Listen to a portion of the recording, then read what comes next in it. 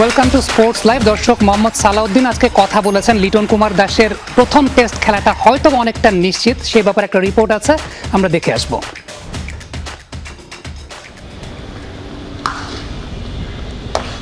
এই ছবিটা বাংলাদেশ ক্রিকেটের জন্য স্বস্তির। অস্ট্রেলিয়ায় পাড়ি দেওয়ার আগে ইনজুরি কাটিয়ে প্রথমবারের মতো অনুশীলনে লিটন দাস। মিরপুরের সেন্টার উইকেটে রোববার লম্বা সময় ব্যাট করেছেন এই উইকেটরক্ষক ব্যাটার। সব ঠিক থাকলে যে ডারউইন টেস্ট দিয়ে ফেরার লক্ষ্য লিটনের, তবে তার আগে প্রস্তুতি ম্যাচে খেলতে পারলে লিটনের জন্য কাজটা সহজ হবে মনে করছেন কোচ মোহাম্মদ সালাউদ্দিন।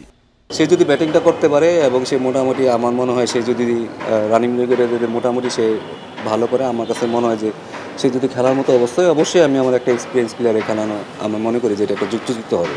এটা খুব ভালো যে সে আগে যাচ্ছে, সেখানে যে অ্যাডজাস্টটা করতে পারবে, কারণ আমার মনে হয় অলমোস্ট 45 ডেজ কিন্তু ম্যাচের ভিতরে নাই। সে যদি প্র্যাকটিস ম্যাচটা খেলতে পারে, আমি মনে করি সেটা তার জন্য অনেক বেটার হবে, তখন তার জন্য টেস্ট ম্যাচটাও খেলা অনেক ইজি হয়ে যাবে।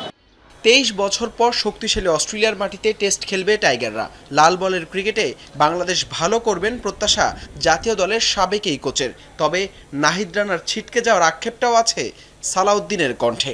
আমি টেস্ট টিম নিয়ে সবসময় আশাবাদী, কারণ আমার কাছে মনে হয় যে টেস্ট টিমটা যারা খেলে তারা নিজেদের সম্পর্কে অনেক ভালো সচেতন এবং নিজেদের পারপাসটা তারা ভালো করে জানে এবং অনেক গুছানো। আমাদের যে 4টা টেস্ট আছে, আমি আশা করবো যে এখান থেকে যদি আমরা কিছু ম্যাচ ভালো করতে পারি, তখন দেশে যখন আমাদের বাকি 4টা ম্যাচ আছে, যদি আমরা 4টা ম্যাচ জিতে যাই, তাহলে আমরা মনে হয় যে টপ 1, 2, 3 মধ্যে থাকতে পারবো। সত্যি কথা বলতে নাহিদ রানা থাকলে আমিও খুব এক্সাইটেড ছিলাম যে কবে দেখবো নাহিদ রানা অস্ট্রেলিয়ান ব্যাটসম্যানদের আসলে বাউন্সার মারতেছে, খেলার একটা এক্সাইটমেন্ট। আমি নিজেও অনেক এক্সাইটেড ছিলাম যে নাহিদ রানা খেলবে, যেহেতু হয় না এখানে হাহুদাস করে লাভ নেই।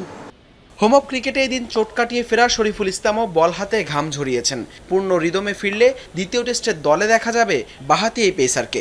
এছাড়া অস্ট্রেলিয়া পাড়ি দেওয়ার আগে নেটে গতি আর বাউন্সের পরীক্ষা করেছেন এবাদত হোসেনও। হাসান আল মারুফ, যমুনা স্পোর্টস, ঢাকা। দর্শক, সাব্বির রহমান যমুনা টেলিভিশনের সঙ্গে কথা বলেছেন, তার প্রত্যাশার কথা, ন্যাশনাল টিমে তিনি কামব্যাক করতে চান, সেই কথা জানিয়েছেন, আমরা দেখে আসবো। টাকা দিয়ে আপনি কখনোই কারো ভালোবাসা কিনতে পারবেন না। ছোট ছিলাম হয়তো, বা অনেক সময় রক্ত গরম ছিল, এখন তো রক্ত ঠান্ডা। হয়তো টপ 10-এ চান্স পেয়েছি আলহামদুলিল্লাহ, বাট আমার টার্গেট হচ্ছে অন্য জায়গায়।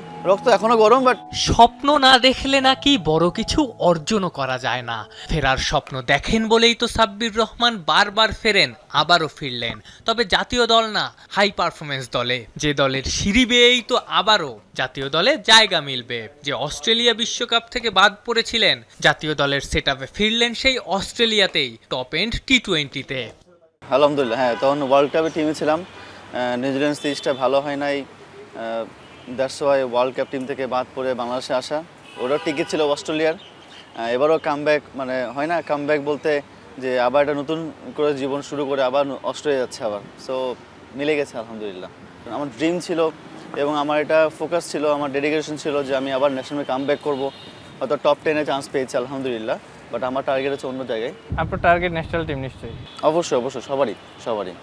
ক্যারিয়ারের শুরু থেকেই আক্রমণাত্মক ক্রিকেট খেলতে পেরে সমাদৃত ছিলেন সাব্বির। ফ্লামবয়েন্ট হওয়ার বিপদও তো সাব্বিরকে কম পোহাতে হয়নি। বারবার সমালোচনায় পড়েছেন, নামের সাথে তো জুড়ে গিয়েছিল ব্যাড বয় তকমাও। কাম অ্যান্ড কুল হয়েছে এবং অনেক ম্যাচুরিটি এসছে আমার কাছে, অনেক এক্সপিরিয়েন্স গেদার করেছি, সব জায়গায় খেলেছি, এর মধ্যে সব বিভিন্ন মানুষের মিশেছি, ঘুরেছি, এক্সপিরিয়েন্স গ্যাদার করেছি, কোন মানুষের কি চাহিদা, কোন মানুষের কি চাহিদা না, এটা শিখেছি এবং ইউটিলাইজ করতে চেষ্টা করছি। ছোট ছিলাম হয়তো, বা অনেক সময় রক্ত গরম ছিল, এখন তো রক্ত ঠান্ডা। রক্ত এখনো গরম, বাট গুড ওয়ে। সাব্বিরকে দর্শকরা ভালোবাসেন, এমন নিঃস্বার্থ ভালোবাসা খুব কম ক্রিকেটারের ভাগ্যেই জুটেছে। ডানহাতি এই ব্যাটার তাই কৃতজ্ঞ, আপ্লুত।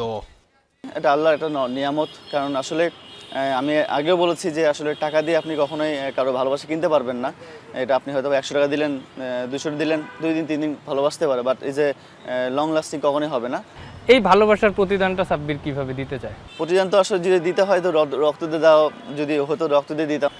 Thank you Sabbir. No problem. সাব্বিরের রক্ত মাঠে গরম থাকুক, সাব্বির বাংলাদেশের জন্য আরো অনেক বড় কিছু করুক, তাহলে যে ভক্তরা সাব্বিরকে মাঠে দেখতে চান, যারা তাকে এখনো ভালোবাসেন, তারা ওই প্রতিদানটা পাবেন, যে প্রতিদানটা সাব্বির দিতে চান।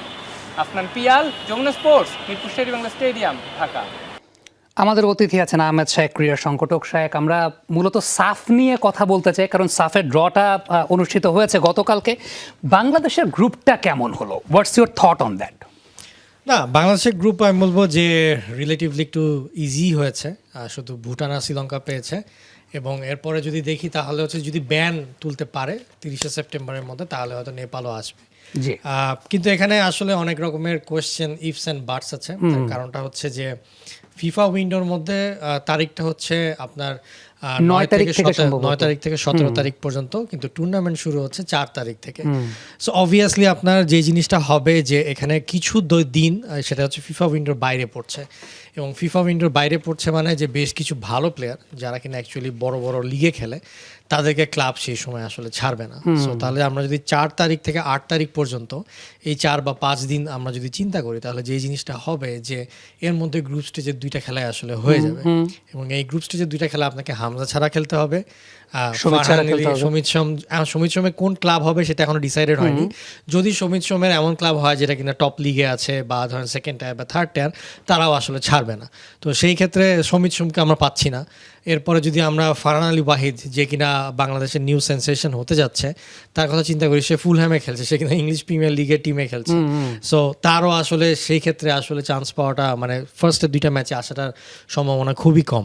তো যার কারণে যেই জিনিসটা হবে যে আপনার এই ক্ষেত্রে আমরা যে ভালো প্লেয়ারগুলো যদি না পাই, তাহলে এই 4 থেকে এই 8-এর মধ্যে গ্রুপ স্টেজটাকে আসলে উতরাতে হবে আমাদের এক্সিস্টিং যেসব প্লেয়াররা আছে যারা লিগে খেলছে, বা সর্বোচ্চ আমরা হয়তো ফাহমিদুলের কাছ থেকে এখানে পেতে পারি। ফাহমিদুল যেহেতু Italian top I think 4th টায়ারে খেলছে, এবং সেখানে যদি ক্লাব কোনোভাবে নেগোসিয়েশনের মাধ্যমে ছাড়ে, অনেক সময় ছাড়তেও পারে। তো সেই কারণে আমরা ফাহমিদুলকে পেতে পারি। বাট এছাড়া যদি বলি তাহলে এই যে আমাদের যে এক্সিস্টিং প্লেয়াররা আছে তাদেরকে দিয়ে আর কি পার করতে হবে শ্রীলঙ্কা এবং ভুটানকে। এবং আপনি যদি দেখেন তাহলে শ্রীলঙ্কা কিন্তু আর আগের শ্রীলঙ্কা নেই। আমরা একটু শ্রীলঙ্কার সাম্প্রতিক সময়কার পারফরমেন্স যদি দেখতে চাই, আমাদের যদি আমরা জিএফএক্সটা একটু দেখি যে সাম্প্রতিক সময়ে শ্রীলঙ্কা কেমন ম্যাচ জিতেছে। ভুটানকে তারা 4-1 গোলে হারিয়েছে, সেটা আমরা জানি শাহেক। যেমন আমরা দেখতে পাচ্ছি 3-1 গোলের জয় তারা চাইনিজ টাইপের সঙ্গে পেয়েছে, 4-1 গোলের জয় তারা পেয়েছে, এবং তাদের বেশ কিছু নতুন প্লেয়ারও আছে, মানে ইউরোপিয়ান কালচারে তারাও কিন্তু প্রবেশ করছে। দে আর ফলোইং দ্য সেম ফুটস্টেপ। জি, যে জিনিসটা যে বংশোদ্ভূত প্লেয়ার ইনক্লুড করার যে একটা পজিটিভ সাইড, এই পজিটিভ সাইডটা আসলে শ্রীলঙ্কা এখন পাচ্ছে। তার কারণ শ্রীলঙ্কার কিন্তু এরকম লিগ সিস্টেমে আসলে খুব কোনো যে প্রিমিয়ার লিগ আছে, লিগ সিস্টেম আছে সেরকম কিন্তু নেই। কিন্তু এই বংশোদ্ভূত প্লেয়ারদের ইনক্লুশন, এক্সিস্টিং কিছু প্লেয়ার, প্লাস বাংলাদেশেও একজন প্লেয়ার খেলছে যিনি কিনা অ্যাকচুয়ালি শ্রীলঙ্কার ক্যাপ্টেন, ফর্টিজ এফসি গোলকিপার, তিনি পেরেইরা। তো উনি সুজন পেরেইরা, তো তার যে পারফরমেন্স এবং বাকি সব পারফরমেন্স, এইগুলোতে একটা নিউ ফোর্স হয়ে দাঁড়াচ্ছে শ্রীলঙ্কা। তো যার কারণে শ্রীলঙ্কাকে এখন আসলে আমরা আগে যেরকম শ্রীলঙ্কা খেলবে মানে যে আমরা 4 গোল দিব, 5 গোল দিব, সেই দিন কিন্তু এখন আর নেই। ভালো একটা টাফ কম্পিটিশন দিবে। সো ধরেন যে যদিও এই সাফের যে গ্রুপিংটা এরকম হবে, আপনি একটা ম্যাচ জিতলে মোটামুটি আপনার সেমিফাইনাল কনফার্ম, কিন্তু সেই ক্ষেত্রে শ্রীলঙ্কার সাথে ম্যাচটা একটু কঠিন হতে যাচ্ছে। আর ভুটান তো আমরা জানি যে ফিজিক্যালি একটা ডোমিনেটিং একটা ব্যাপার থাকে তাদের মধ্যে, যে তারা 90 মিনিটস সেম স্ট্যামিনা, সেম টেম্পোতে আসলে খেলতে পারে। সো এখানে আসলে খেলে আসলে বের হতে হবে, এবং এটা খেলাটা হবে অনেকটা, আমি বলবো যে পুরো বাংলাদেশ স্কোয়াডটাকে একটা রিলে রেসের মতন খেলতে হবে, যেখানে কিছু এক্সিস্টিং প্লেয়ার যারা কিনা গ্রুপ স্টেজটাকে পার করে দিবে, এরপরে এসে হামজা, সমিত বা ফারহান আলী ওয়াহিদ যখন আসবে, তারা হয়তো সেমিফাইনাল বা ফাইনালে হারটা ধরবে। নেপাল যদি যুক্ত হয় তাহলে এখানে কতটুকু কম্পিটিটিভ হচ্ছে? তাহলে কিন্তু আসলে বেশ ভয়াবহ একটা কম্পিটিটিভের জায়গায় চলে যাবে। কারণ আপনি যদি নেপালের স্কোয়াড যা আছে না কেন এবং তাদের যে কোয়ালিটি যা আছে না কেন, আমরা কিন্তু আমার জানা মতে লাস্ট কয়েকটা ম্যাচে আমরা এখন পর্যন্ত নেপালকে হারাতে পারি না। এবং শেষ যে খেলাটা হয়েছিল বাংলাদেশের মাটিতে, সেখানে আমরা আসলে 2-2 গোলে ড্র করেছিলাম। হামজা সেই ম্যাচ খেলা সত্ত্বেও, সেখানে হামজারই আই থিঙ্ক 2 গোল ছিল, কিন্তু তারপর আমরা ম্যাচটা জিতে বের হয়ে আসতে পারিনি। সো যার কারণে এখানে নেপাল যদি আবার অ্যাডেড হয়ে যায় এই গ্রুপের মধ্যে, তাহলে কিন্তু শুধু একটা জয় দিয়ে সেমিফাইনাল মানে হবে না।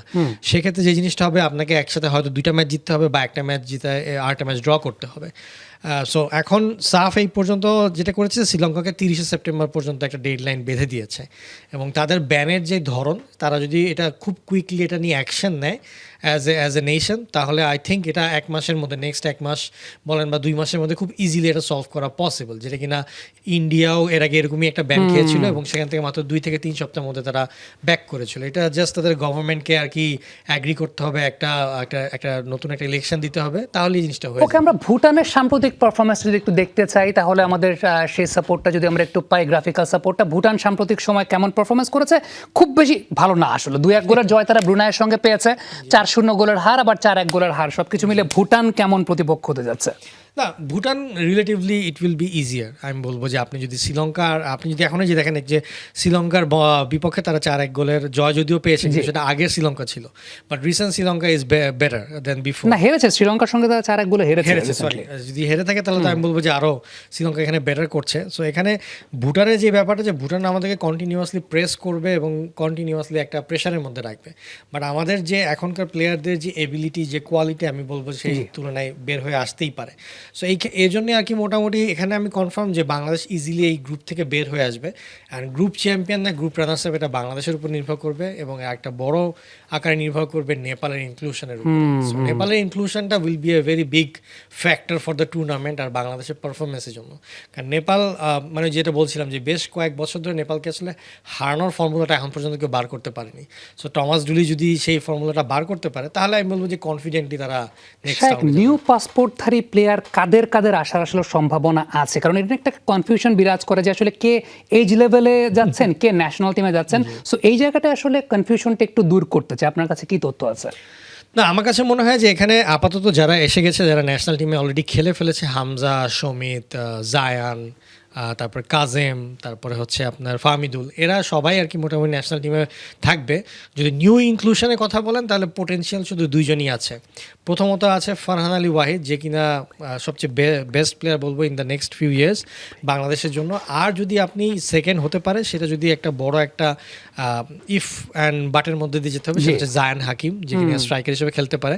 কারণ সে অলরেডি এর আগে আই থিঙ্ক ট্রিনিডাদ অ্যান্ড টোবাগো, হ্যাঁ, বারমুডার জন্য কয়েকটা ম্যাচ সে অফিসিয়ালি খেলে ফেলেছিল। সো ফিফার আইনে তার ন্যাশনালিটি চেঞ্জ করাটা একটু হার্ড হবে। তার প্লেইং প্যাটার্ন সম্পর্কে একটু দর্শকদেরকে আইডিয়া দিতে পারবেন যারা প্লেইং জানছেন প্যাটার্ন যদি বলতে হয় তাহলে আউট অ্যান্ড আউট স্ট্রাইকার। আপনাকে যদি ক্লোজ প্রোফাইল যদি বলতে হয় তাহলে সেক্ষেত্রে আমি বলবো যে ব্রাজিলের এক সময়ের খুব নাম করা একজন স্ট্রাইকার ছিল যে আদ্রিয়ানো।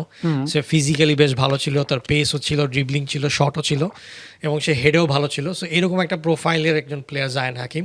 সো আমি বলবো যে বাংলাদেশের যে গত কয়েক দশক ধরে যে স্ট্রাইকারের যে অভাবটা, সেই অভাবটা জায়ান হাকিম খুব ভালো মতনই পূরণ করতে পারবে এবং সে নিয়মিত গোলের মধ্যেই থাকে। সো যার কারণে বাংলাদেশে যদি সে স্ট্রাইকার হিসেবে খেলে তাহলে উইং থেকে যে সাপোর্টগুলো আসবে, সেখানে একটা যে ফিজিক্যাল প্রেজেন্সের আমরা সবসময় মিস করি, যে আমাদের সামনে কোনো প্লেয়ার নেই, সামনে বল দেওয়ার কোনো লোক নেই। তো আই থিঙ্ক সেই ক্ষেত্রে Zayan Hakim will be a very good inclusion.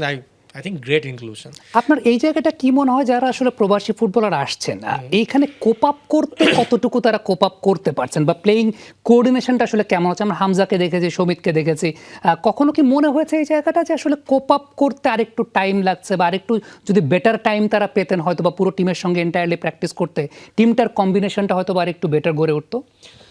আমার কাছে মনে হয়েছে যে যাদের কোয়ালিটি ভালো তারা এসেই দে হিট দ্য গ্রাউন্ড রানিং। আপনি যদি হামজাকে দেখেন, আসার পর থেকে যখনই ম্যাচ খেলেছে তো সে কিন্তু বেশ ভালো কিছু গোল দিয়েছে, প্লাস ইভেন বাইসাইকেল কিকের মতনও একটা গোল দেয়। সো এবং আপনার ধরেন যে পুরো স্কোয়াডই কিন্তু, মানে ধরেন যে আর্জেন্টিনা যেরকম মেসিকে কেন্দ্র করে একটা মেসিকে প্রোটেক্ট করে চলে, বাংলাদেশের স্কোয়াডও কিন্তু এখন হামজাকে প্রোটেক্ট করে হামজাকে নিয়ে চলে। এবং এরপরে আসলে এসেছে শামিদ সোম, এবং শামিদ সোম কিন্তু এসে খুব ভালো একটা কোঅর্ডিনেশন করেছে তার পাসিং বলের, এবং সে যে আপনার সিঙ্গাপুরের ম্যাচে যে তার বাংলাদেশের মাঠে যে গোলটা ছিল, যে এই যে কোঅর্ডিনেশনটা হচ্ছে নতুন নতুন প্লেয়ারের ইনক্লুশন, আমি বলবো যে এটা বেশ ভালো একটা স্টেপ তাদের জন্য। এবং আপনি যদি ফাহমিদুলের কথাও চিন্তা করেন, ফাহমিদুল বলেন জায়ান এখন এসে কিন্তু লেফট ফুটের লেফট ব্যাক পাওয়া কিন্তু বাংলা মানে ফুটবল ওয়ার্ল্ডেই একটা অনেক বিরল ব্যাপার। সেখানে জায়ান মানে জায়ানের মতন একটা প্লেয়ার সেখানে লেফট ফুটের লেফট ব্যাক হয়ে সেটা জায়গাটা কিন্তু পাকাপোক্ত করে ফেলেছে, এবং কখনো কখনো সে লেফট উইং থেকেও ভালো সাপোর্ট দিচ্ছে। সেম আপনি ফাহমিদুলের কথা বলেন, ফাহমিদুল এসে কিন্তু তার ফিজিক্যাল প্রেজেন্সটা দেখিয়েছে এবং কখনো কখনো সে সাব থেকে এসে ভালো খেলছে।